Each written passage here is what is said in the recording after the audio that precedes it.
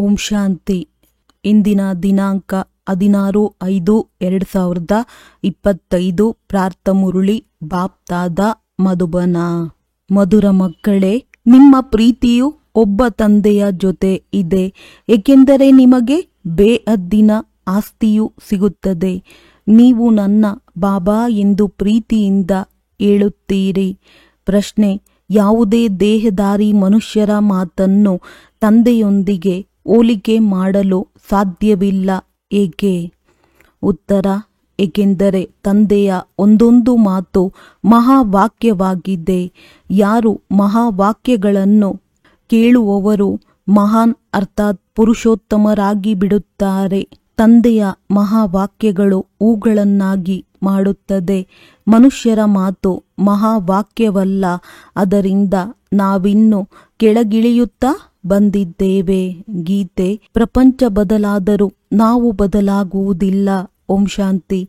ಗೀತೆಯ ಮೊದಲನೆಯ ಸಾಲಿನಲ್ಲಿ ಸ್ವಲ್ಪ ಅರ್ಥವಿದೆ, ಬಾಕಿ ಇಡೀ ಗೀತೆಯು ಏನೂ ಪ್ರಯೋಜನಕ್ಕಿಲ್ಲ.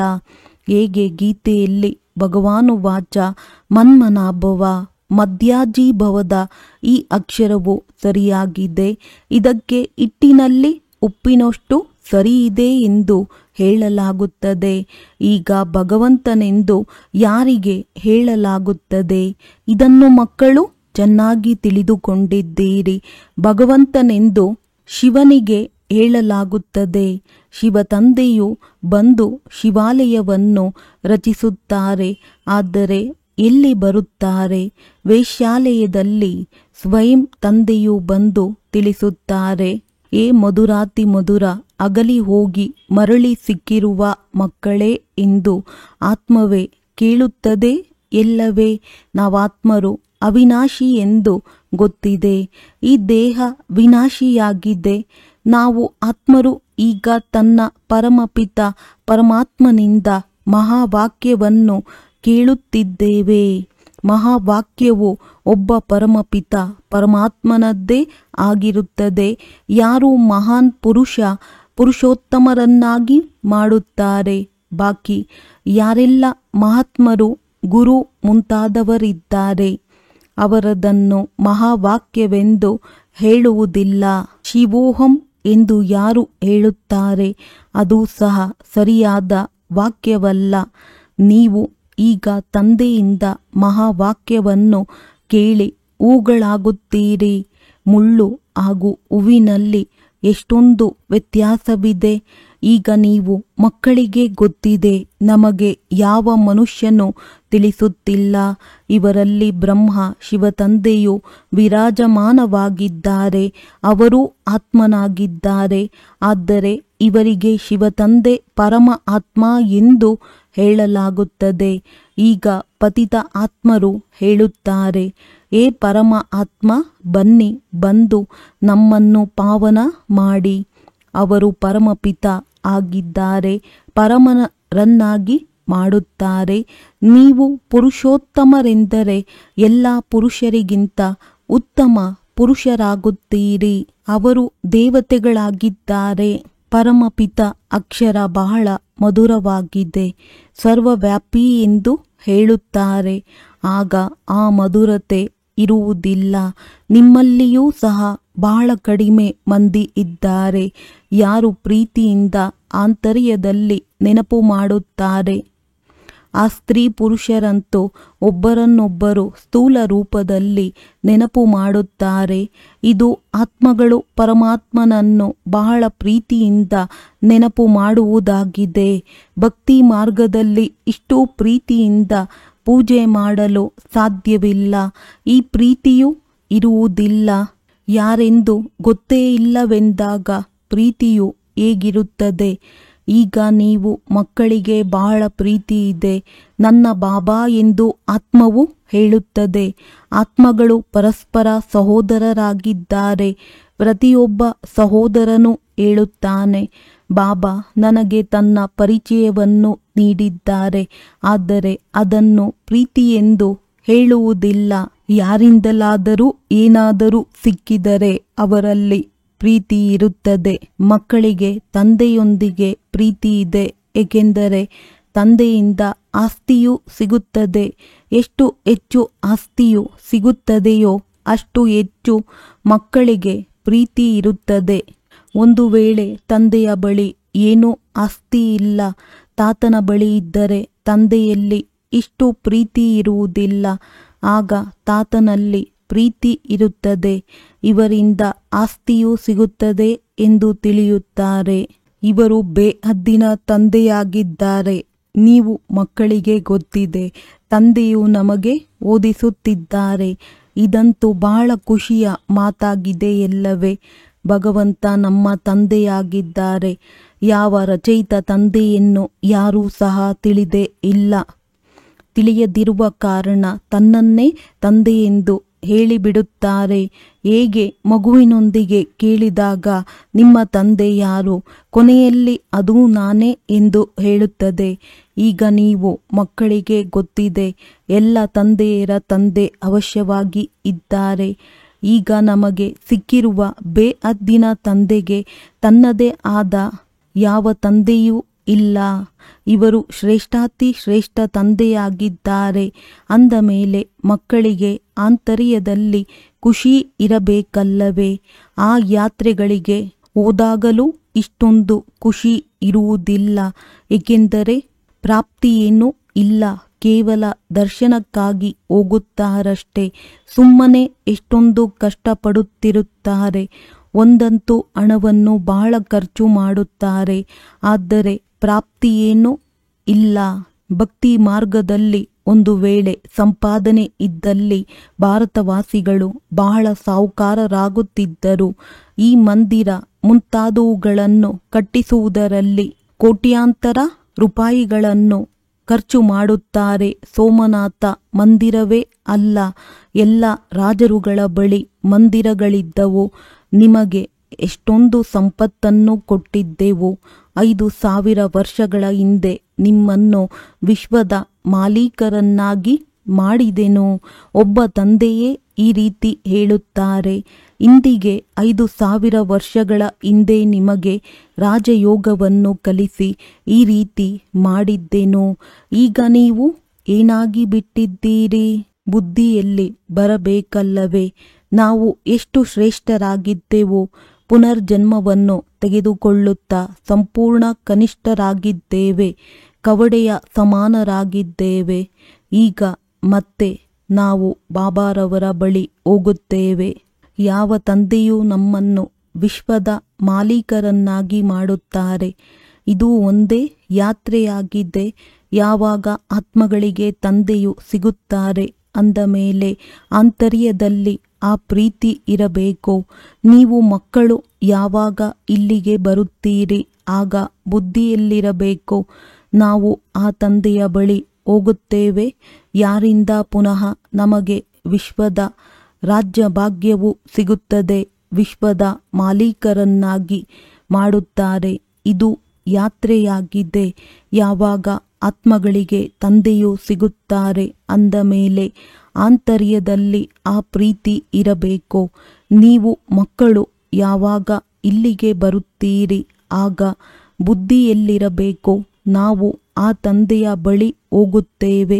ಯಾರಿಂದ ಪುನಃ ನಮಗೆ ವಿಶ್ವದ ರಾಜ್ಯ ಭಾಗ್ಯವು ಸಿಗುತ್ತದೆ ಆ ತಂದೆಯು ನಮಗೆ ಶಿಕ್ಷಣ ಕೊಡುತ್ತಾರೆ. ಮಕ್ಕಳೇ, ದಿವ್ಯ ಗುಣಗಳನ್ನು ಧಾರಣೆ ಮಾಡಿ ಸರ್ವಶಕ್ತಿವಂತನಾದ ಪತಿತ ಪಾವನನಾದ ಆ ತಂದೆಯನ್ನು ನೆನಪು ಮಾಡಿ. ನಾನು ಕಲ್ಪ ಕಲ್ಪವೂ ಬಂದು ಹೇಳುತ್ತೇನೆ, ನನ್ನೊಬ್ಬನನ್ನೇ ನೆನಪು ಮಾಡಿ, ಆಗ ವಿಕರ್ಮವು ವಿನಾಶವಾಗುತ್ತದೆ. ಮನಸ್ಸಿನಲ್ಲಿ ಇದು ಬರಬೇಕಾಗಿದೆ. ನಾವು ಬೇಹದ್ದಿನ ತಂದೆಯ ಬಳಿ ಬಂದಿದ್ದೇವೆ. ತಂದೆಯು ಹೇಳುತ್ತಾರೆ, ನಾನು ಗುಪ್ತನಾಗಿದ್ದೇನೆ. ಆತ್ಮನು ಹೇಳುತ್ತದೆ, ನಾನು ಆತ್ಮನಾಗಿದ್ದೇನೆ. ನೀವು ತಿಳಿದುಕೊಳ್ಳುತ್ತೀರಿ, ನಾವು ಶಿವ ತಂದೆಯ ಬಳಿ ಬ್ರಹ್ಮದಾದಾರವರ ಬಳಿ ಹೋಗುತ್ತೇವೆ. ಯಾರು ಕಂಬೈಂಡ್ ಆಗುತ್ತಾರೆ ಅವರೊಂದಿಗೆ ನಾವು ಮಿಲನ ಮಾಡುತ್ತೇವೆ. ಯಾರಿಂದ ನಾವು ವಿಶ್ವದ ಮಾಲೀಕರಾಗುತ್ತೇವೆ. ಆಂತರ್ಯದಲ್ಲಿ ಎಷ್ಟೊಂದು ಬೇಹದ್ದಿನ ಖುಷಿ ಇರಬೇಕು. ಯಾವಾಗ ಮಧುಬನಕ್ಕೆ ಬರಲು ಮನೆಯಿಂದ ಹೊರಡುತ್ತೇವೆ. ಆಗ ಆಂತರ್ಯದಲ್ಲಿ ಗದ್ಗದಿತ ಉಂಟಾಗಬೇಕು. ತಂದೆಯು ನಮಗೆ ಓದಿಸಲು ಬಂದಿದ್ದಾರೆ. ಈಗ ನಮಗೆ ದೈವಿ ಗುಣಗಳ ಧಾರಣೆ ಮಾಡಲು ಯುಕ್ತಿಯನ್ನು ತಿಳಿಸುತ್ತಾರೆ. ಮನೆಯಿಂದ ಹೊರಡುವಾಗಲೇ ಆಂತರ್ಯದಲ್ಲಿ ಈ ಖುಷಿ ಇರಬೇಕು. ಹೇಗೆ ಕನ್ಯೆಯು ಪತಿಯ ಬಳಿ ಬರುವರೋ ಆಗ ಆಭರಣಗಳನ್ನು ಧರಿಸುತ್ತಾಳೆ. ಆಗ ಮುಖವು ಅರಳುತ್ತದೆ. ಆ ಮುಖವು ಅರಳಿರುವುದು ದುಃಖವನ್ನನುಭವಿಸಲು. ನಿಮ್ಮ ಮುಖ ಅರಳಿರುವುದು ಸದಾ ಸುಖವನ್ನು ಪಡೆಯಲು. ಅಂದಾಗ ಇಂತಹ ತಂದೆಯ ಬಳಿ ಬರುವಾಗ ಎಷ್ಟೊಂದು ಖುಷಿ ಇರಬೇಕು.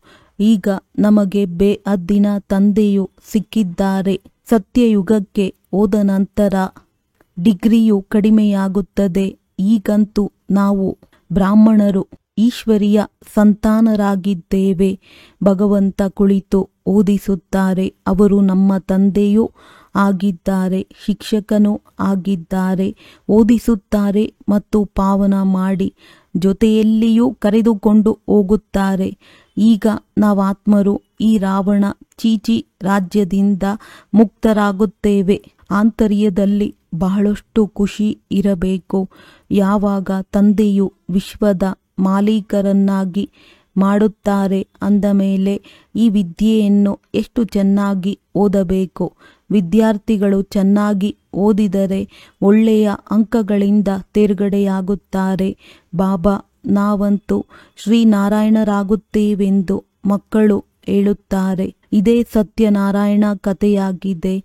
ಅರ್ಥಾತ್ ನರನಿಂದ ನಾರಾಯಣನಾಗುವ ಕಥೆಯಾಗಿದೆ. ಆ ಸುಳ್ಳು ಕಥೆಗಳಂತೂ ಜನ್ಮ ಜನ್ಮಾಂತರ ಕೇಳುತ್ತಾ ಬಂದಿದ್ದೇವೆ. ಈಗ ತಂದೆಯಿಂದ ಒಂದೇ ಬಾರಿ ನೀವು ಸತ್ಯವಾದ ಕಥೆಯನ್ನು ಕೇಳುತ್ತೀರಿ. ಅದರ ನಂತರ ಅದು ಭಕ್ತಿ ಮಾರ್ಗದಲ್ಲಿ ನಡೆದು ಬರುತ್ತದೆ. ಹೇಗೆ ಶಿವ ತಂದೆಯು ಜನ್ಮ ಪಡೆದರು. ಇದನ್ನು ಪ್ರತಿ ವರ್ಷವೂ ಜಯಂತಿಯನ್ನಾಚರಿಸುತ್ತಾ ಬಂದಿದ್ದಾರೆ. ಅವರು ಯಾವಾಗ ಬಂದರು, ಬಂದು ಏನು ಮಾಡಿದರು ಏನೂ ಗೊತ್ತಿಲ್ಲ. ಒಳ್ಳೆಯದು, ಕೃಷ್ಣ ಜಯಂತಿಯನ್ನಾಚರಿಸುತ್ತಾರೆ. ಕೃಷ್ಣನು ಯಾವಾಗ ಬಂದನು, ಹೇಗೆ ಬಂದನು ಎಂಬುದೇನೂ ಗೊತ್ತಿಲ್ಲ.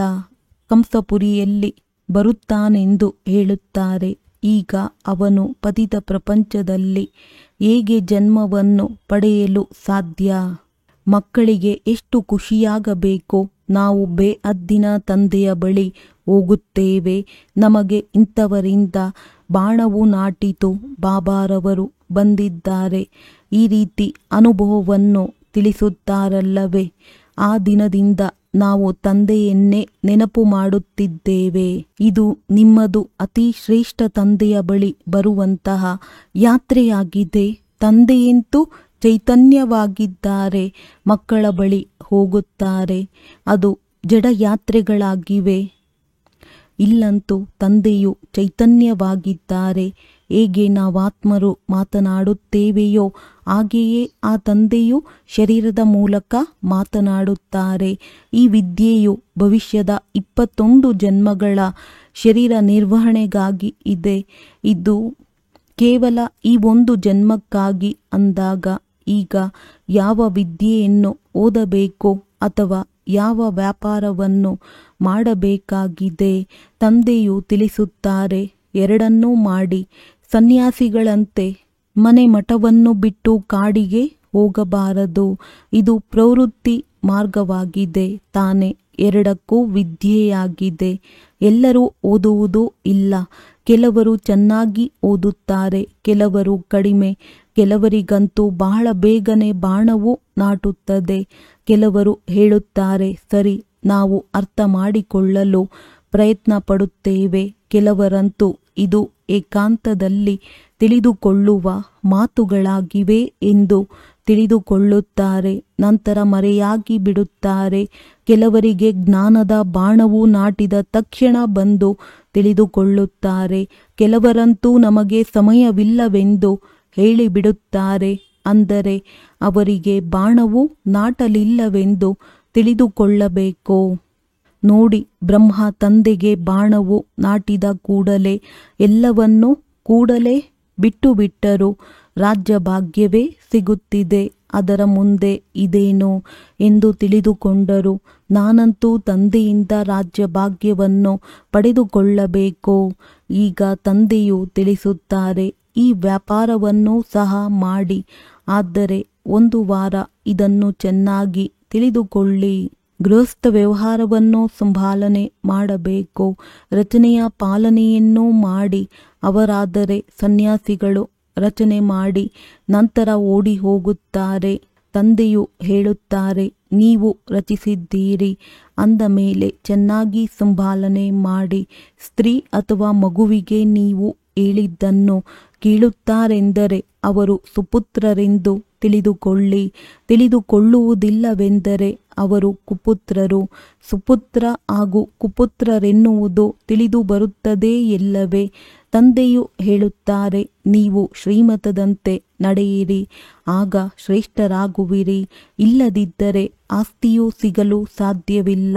ಪವಿತ್ರರಾಗಿ ಸುಪುತ್ರ ಮಗುವಾಗಿ ಹೆಸರನ್ನು ಪ್ರಖ್ಯಾತಗೊಳಿಸಿ ಬಾಣ ನಾಟಿದರೆ ಹೇಳುತ್ತಾರೆ, ಈಗಂತೂ ನಾವು ಸತ್ಯವಾದ ಸಂಪಾದನೆಯನ್ನೇ ಮಾಡುತ್ತೇವೆ. ತಂದೆಯು ಶಿವಾಲಯಕ್ಕೆ ಕರೆದುಕೊಂಡು ಹೋಗಲು ಬಂದಿದ್ದಾರೆ ಅಂದ ಮೇಲೆ ಯೋಗ್ಯರಾಗಬೇಕು. ಇದರಲ್ಲಿ ಪರಿಶ್ರಮವಿದೆ.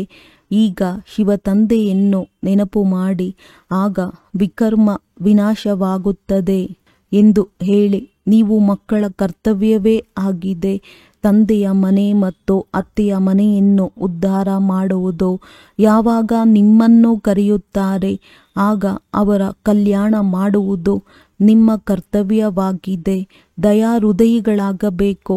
ಪತಿತ ತಮೋಪ್ರಧಾನ ಮನುಷ್ಯರನ್ನು ಸತೋಪ್ರಧಾನರನ್ನಾಗಿ ಮಾಡಲು ದಾರಿ ತೋರಿಸಬೇಕು. ನಿಮಗೆ ಗೊತ್ತಿದೆ, ಪ್ರತಿಯೊಂದು ವಸ್ತುವು ಹೊಸದರಿಂದ ಹಳೆಯದು ಅವಶ್ಯವಾಗಿ ಆಗುತ್ತದೆ. ನರಕದಲ್ಲಿ ಎಲ್ಲರೂ ಪತಿತ ಆತ್ಮರೇ ಆಗಿದ್ದಾರೆ. ಆದ್ದರಿಂದ ಪಾವನರಾಗಲು ಗಂಗೆಯಲ್ಲಿ ಸ್ನಾನ ಮಾಡಲು ಹೋಗುತ್ತಾರೆ. ಮೊದಲು ನಾವು ಪತಿತರಾಗಿದ್ದೇವೆಂದು ತಿಳಿದುಕೊಳ್ಳಬೇಕು. ಆದ್ದರಿಂದ ಪಾವನರಾಗಬೇಕು.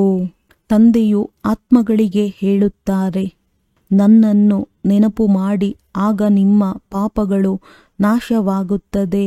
ಸಾಧು, ಸನ್ಯಾಸಿ ಮುಂತಾದವರಿಗೆಲ್ಲರಿಗೂ ಈ ಸಂದೇಶವನ್ನು ಕೊಡಿ. ತಂದೆಯು ಹೇಳುತ್ತಾರೆ, ನನ್ನನ್ನು ನೆನಪು ಮಾಡಿ. ಈ ಯೋಗಾಗ್ನಿಯಿಂದ ಅಥವಾ ನೆನಪಿನ ಯಾತ್ರೆಯಿಂದ ನಿಮ್ಮಲ್ಲಿರುವ ತುಕ್ಕು ಬಿಟ್ಟು ಹೋಗುತ್ತದೆ. ನೀವು ಪವಿತ್ರರಾಗಿ ನನ್ನ ಬಳಿ ಬರುತ್ತೀರಿ. ನಾನು ನಿಮ್ಮೆಲ್ಲರನ್ನು ಜೊತೆಯಲ್ಲಿ ಕರೆದುಕೊಂಡು ಹೋಗುತ್ತೇನೆ. ಹೇಗೆ ಚೇಳು ನಡೆಯುತ್ತಾ ಹೋಗುತ್ತದೆ, ಎಲ್ಲಿ ಮೃದುವಾದ ವಸ್ತುವನ್ನು ನೋಡಿದಾಗ ಅದು ಕುಟುಕುತ್ತದೆ, ಕಲ್ಲಿಗೆ ಕುಟ್ಟುವುದರಿಂದೇನು ಪ್ರಯೋಜನ? ನೀವು ಸಹ ತಂದೆಯ ಪರಿಚಯವನ್ನು ಕೊಡಿ. ನನ್ನ ಭಕ್ತರು ಎಲ್ಲಿರುತ್ತಾರೆ ಇದನ್ನೂ ಸಹ ತಂದೆಯು ತಿಳಿಸಿದ್ದಾರೆ. ಶಿವನ ಮಂದಿರದಲ್ಲಿ, ಕೃಷ್ಣನ ಮಂದಿರದಲ್ಲಿ, ಲಕ್ಷ್ಮೀನಾರಾಯಣನ ಮಂದಿರದಲ್ಲಿ ಭಕ್ತರು ನನ್ನ ಭಕ್ತಿಯನ್ನು ಮಾಡುತ್ತಿರುತ್ತಾರೆ. ಎಷ್ಟಾದರೂ ನನ್ನ ಮಕ್ಕಳಲ್ಲವೇ? ನನ್ನಿಂದ ರಾಜ್ಯವನ್ನು ಪಡೆದಿದ್ದರು. ಈಗ ಪೂಜ್ಯರಿಂದ ಪೂಜಾರಿಯಾಗಿದ್ದಾರೆ. ದೇವತೆಗಳ ಭಕ್ತರಾಗಿದ್ದಾರೆ. ನಂಬರ್ 1 ಆಗಿದೆ ಶಿವನ ಅವ್ಯಭಿಚಾರಿ ಭಕ್ತಿ. ನಂತರ ಕೆಳಗಿಳಿಯುತ್ತಾ ಇಳಿಯುತ್ತಾ ಈಗಂತೂ ಭೂತ ಪೂಜೆಯನ್ನು ಮಾಡಲಾರಂಭಿಸಿದರು. ಶಿವನ ಪೂಜಾರಿಗಳಿಗೆ ತಿಳಿಸಲು ಸಹಜವಾಗುತ್ತದೆ, ಇವರು ಎಲ್ಲ ಆತ್ಮಗಳ ತಂದೆ ಶಿವತಂದೆಯಾಗಿದ್ದಾರೆ. ಸ್ವರ್ಗದ ಆಸ್ತಿಯನ್ನು ಕೊಡುತ್ತಾರೆ. ಈಗ ತಂದೆಯು ತಿಳಿಸುತ್ತಾರೆ, ನನ್ನನ್ನು ನೆನಪು ಮಾಡಿ, ಆಗ ವಿಕರ್ಮಗಳು ವಿನಾಶವಾಗುತ್ತವೆ. ನಾವೀಗ ನಿಮಗೆ ಈ ಸಂದೇಶವನ್ನು ಕೊಡುತ್ತೇವೆ. ಪತಿತ ಪಾವನ ಜ್ಞಾನಸಾಗರ ನಾನಾಗಿದ್ದೇನೆಂದು ತಂದೆಯು ಹೇಳುತ್ತಾರೆ. ಜ್ಞಾನವನ್ನು ತಿಳಿಸುತ್ತಿದ್ದೇನೆ. ಪಾವನರಾಗಲು ಯೋಗವನ್ನು ಕಲಿಸುತ್ತಿದ್ದೇನೆ. ಬ್ರಹ್ಮನ ತನುವಿನಿಂದ ನನ್ನನ್ನು ನೆನಪು ಮಾಡಿ ಎಂದು ಸಂದೇಶವನ್ನು ಕೊಡುತ್ತಿದ್ದೇನೆ. ನಿಮ್ಮ 84 ಜನ್ಮಗಳನ್ನು ನೆನಪು ಮಾಡಿ. ಮಂದಿರಗಳಲ್ಲಿ ಮತ್ತು ಕುಂಭಮೇಳದಲ್ಲಿ ನಿಮಗೆ ಭಕ್ತರು ಸಿಗುತ್ತಾರೆ. ಅಲ್ಲಿ ಹೋಗಿ ನೀವು ತಿಳಿಸಿಕೊಡಬಹುದು. ಪತಿತ ಪಾವನ ಗಂಗೆಯೋ ಅಥವಾ ಪರಮಾತ್ಮನೋ? ಅಂದ ಮೇಲೆ ಮಕ್ಕಳಿಗೆ ಈ ಖುಷಿ ಇರಬೇಕು. ನಾವು ಯಾರ ಬಳಿ ಹೋಗುತ್ತೇವೆ? ಎಷ್ಟು ಸಾಧಾರಣವಾಗಿದ್ದಾರೆ. ದೊಡ್ಡಸ್ತಿಕೆಯನ್ನೇನು ತೋರಿಸುವುದು? ಶಿವತಂದೆಯು ದೊಡ್ಡ ವ್ಯಕ್ತಿಯಾಗಿ ತೋರಿಸಿಕೊಳ್ಳಲು ಏನು ಮಾಡಬೇಕು? ಸನ್ಯಾಸಿಗಳ ವಸ್ತ್ರಗಳನ್ನು ಧರಿಸಲು ಸಾಧ್ಯವಿಲ್ಲ. ತಂದೆಯು ತಿಳಿಸುತ್ತಾರೆ, ನಾನಂತೂ ಸಾಧಾರಣ ತನುವನ್ನು ಪಡೆದುಕೊಳ್ಳುತ್ತೇನೆ. ನೀವೇ ಸಲಹೆ ಕೊಡಿ, ನಾನೇನು ಮಾಡಲಿ? ಈ ರಥಕ್ಕೆ ಬ್ರಹ್ಮ ಏನು ಶೃಂಗಾರ ಮಾಡಲಿ? ಅವರು ಹುಸೇನನ ಕುದುರೆಯನ್ನು ಎತ್ತಿನ ಮಸ್ತಕದಲ್ಲಿ ಗುಂಡು ಗುಂಡಾಗಿ ಶಿವನ ಚಿತ್ರವನ್ನು ತೋರಿಸುತ್ತಾರೆ. ಈಗ ಶಿವತಂದೆಯು ಎತ್ತಿನ ಮೇಲೆ ಎಲ್ಲಿಂದ ಬರುತ್ತಾರೆ? ಮಂದಿರದಲ್ಲಿ ಎತ್ತನ್ನೇಕೆ ಇಟ್ಟಿದ್ದಾರೆ? ಶಂಕರನ ಸವಾರಿ ಎಂದು ಹೇಳುತ್ತಾರೆ. ಸೂಕ್ಷ್ಮ ವತನದಲ್ಲಿ ಶಂಕರನ ಸವಾರಿ ಇರುತ್ತದೆಯೇ? ಇದೆಲ್ಲವೂ ಭಕ್ತಿ ಮಾರ್ಗವಾಗಿದೆ ಹಾಗೂ ಇದು ಡ್ರಾಮಾದಲ್ಲಿ ನಿಗದಿತವಾಗಿದೆ. ಒಳ್ಳೆಯದು. ಧಾರಣೆಗಾಗಿ ಮುಖ್ಯ ಸಾರ. ಸ್ವಯಂ ತಮ್ಮೊಂದಿಗೆ ತಾವು ಪ್ರತಿಜ್ಞೆ ಮಾಡಿಕೊಳ್ಳಿ. ಈಗ ನಾವು ಸತ್ಯವಾದ ಸಂಪಾದನೆಯನ್ನು ಮಾಡುತ್ತೇವೆ. ತನ್ನನ್ನು ಶಿವಾಲಯಕ್ಕೆ ಕರೆದುಕೊಂಡು ಹೋಗಲು ಯೋಗ್ಯರನ್ನಾಗಿ ಮಾಡಿಕೊಳ್ಳುತ್ತೇವೆ. ಸುಪುತ್ರ ಮಗುವಾಗಿ ಶ್ರೀಮತದಂತೆ ನಡೆದು ತಂದೆಯ ಹೆಸರನ್ನು ಪ್ರಖ್ಯಾತಗೊಳಿಸುತ್ತೇವೆ. ದಯಾಹೃದಯಿಯಾಗಿ ತಮೋಪ್ರಧಾನ ಮನುಷ್ಯರನ್ನು ಸತೋಪ್ರಧಾನರನ್ನಾಗಿ ಮಾಡಬೇಕು. ಎಲ್ಲರ ಕಲ್ಯಾಣ ಮಾಡಬೇಕು. ಸಾಯುವ ಮೊದಲು ಎಲ್ಲರಿಗೂ ತಂದೆಯ ನೆನಪನ್ನು ತರಿಸಬೇಕಾಗಿದೆ. ವರದಾನ: ಎಲ್ಲ ಮನುಷ್ಯ ಆತ್ಮರಿಗೆ ತಮ್ಮ 3 ಕಾಲಗಳ ದರ್ಶನ ಮಾಡಿಸುವಂತಹ ದಿವ್ಯ ದರ್ಪಣ ಭವ. ನೀವು ಮಕ್ಕಳು ಈಗ ಇಂತಹ ದಿವ್ಯ ದರ್ಪಣ ಆಗಿ ಆ ದರ್ಪಣದ ಮೂಲಕ ಎಲ್ಲ ಮನುಷ್ಯಾತ್ಮರು ತಮ್ಮ 3 ಕಾಲದ ದರ್ಶನ ಮಾಡಲಿ. ಅವರಿಗೆ ನಷ್ಟವಾಗಿ ಕಂಡುಬರಲಿ, ನಾನು ಏನಾಗಿದ್ದೆ ಮತ್ತು ಈಗ ಏನಾಗಿದ್ದೇನೆ, ಭವಿಷ್ಯದಲ್ಲಿ ಏನಾಗಬೇಕಿದೆ. ಯಾವಾಗ ತಿಳಿಯುವರು, ಅರ್ಥಾತ್ ಅನುಭವ ಮಾಡುತ್ತಾರೆ ಅಥವಾ ನೋಡುತ್ತಾರೆ, ಅನೇಕ ಜನ್ಮದ ಬಾಯಾರಿಕೆ ಅಥವಾ ಮುಕ್ತಿಯಲ್ಲಿ ಹೋಗುವಂತಹ ಅಥವಾ ಸ್ವರ್ಗದಲ್ಲಿ ಹೋಗುವಂತಹ ಅನೇಕ ಜನ್ಮದ ಆಸೆಗಳು ಪೂರ್ಣವಾಗಲಿದೆ. ಆಗ ಸಹಜವಾಗಿಯೇ ತಂದೆಯಿಂದ ಆಸ್ತಿ ಪಡೆಯಲು ಆಕರ್ಷಿತರಾಗಿ ಬರುತ್ತಾರೆ. ಸ್ಲೋಗನ್: ಒಂದೇ ಬಲ, ಒಂದೇ ಭರವಸೆ. ಈ ಪಾಠವನ್ನು ಸದಾ ಪಕ್ಕ ಮಾಡಿಕೊಳ್ಳಿ. ಆಗ ಸುಳಿಯ ಮಧ್ಯದಿಂದ ಸಹಜವಾಗಿ ಹೊರಬಂದು ಬಿಡುವಿರಿ. ಅವ್ಯಕ್ತ ಸೂಚನೆ: ಆತ್ಮಿಕ ಘನತೆ ಮತ್ತು ಪವಿತ್ರತೆಯ ವ್ಯಕ್ತಿತ್ವವನ್ನು ಧಾರಣೆ ಮಾಡಿ. ವಾರಸುದಾರರ ಕ್ವಾಲಿಟಿ ಯಾವಾಗ ಪ್ರತ್ಯಕ್ಷವಾಗುವುದೆಂದರೆ ಯಾವಾಗ ತಾವು ತಮ್ಮ ಪವಿತ್ರತೆಯ ಘನತೆಯಲ್ಲಿರುವಿರಿ. ಎಲ್ಲಿಯೂ ಮಿತವಾದ ಆಕರ್ಷಣೆಯಲ್ಲಿ ಕಣ್ಣುಗಳು ಮೋಸ ಹೋಗುವುದಿಲ್ಲ. ವಾರಸುದಾರರು ಅರ್ಥಾತ್ ಅಧಿಕಾರಿ ಯಾರು ಇಲ್ಲಿ ಸದಾ ಅಧಿಕಾರಿ ಸ್ಟೇಜಿನ ಮೇಲೆ ಇರುತ್ತಾರೆ ಎಂದು ಮಾಯೆಯ ಅಧೀನರಾಗುವುದಿಲ್ಲ. ಅಧಿಕಾರತನದ ಶುಭ ನಶೆಯಲ್ಲಿರುತ್ತಾರೆ. ಇಂತಹ ಅಧಿಕಾರಿ ಸ್ಟೇಜ್ನವರೇ ಅಲ್ಲಿಯೂ ಅಧಿಕಾರಿಯಾಗುತ್ತಾರೆ.